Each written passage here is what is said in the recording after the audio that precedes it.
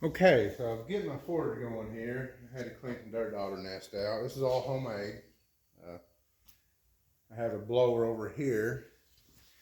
Let me show you real quick. This is a automobile blower vacuum. It like a little bouncy house blower basically. You can use this as a vacuum. I've got this attached to it's a shop vac hose, and this just twists on there.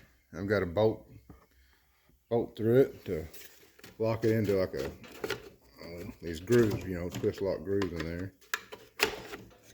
And then that's just attached to a fitting. It's just kind of cobbled together. It's got a lock and trigger. It's got different speeds, and it's more than enough power for what I'll do with it.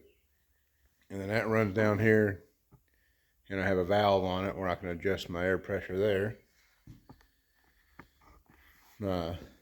Gas delivery is a fitting here, a little brass fitting, and I've got it attached to it. Inside here is a welding tip, like a 0.35 welding tip. I've drilled and tapped and put that inside this cap. And then this was a plug, and it's drilled and tapped for the welding tip. So the tip's screwed into the cap, sealed off in there, and then this is screwed down from the outside, locking it together. And I just attach it down here in the bottom.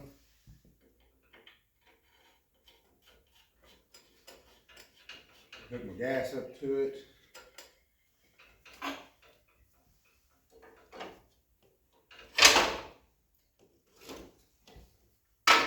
This top up here, I've got a double burner. I've got two little gate valves here.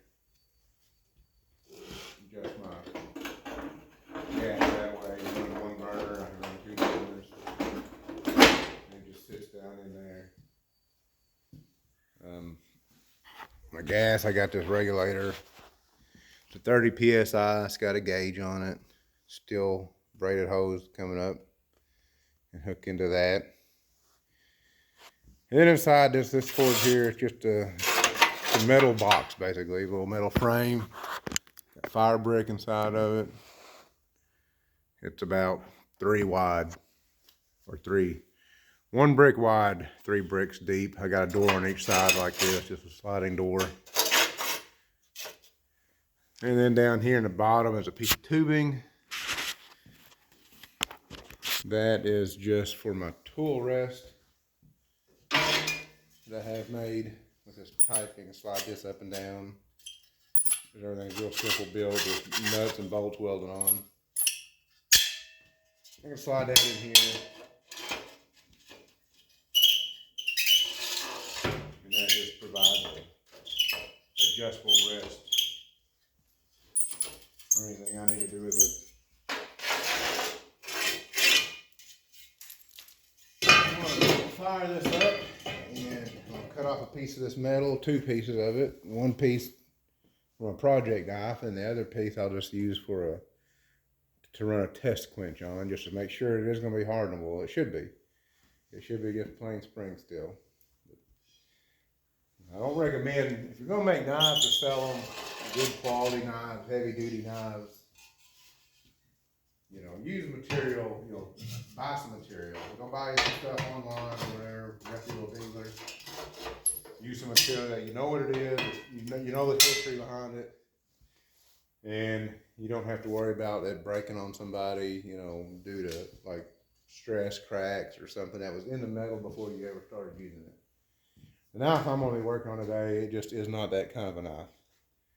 It's not something that's ever going to be sold.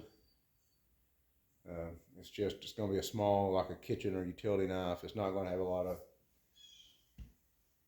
abuse done to it.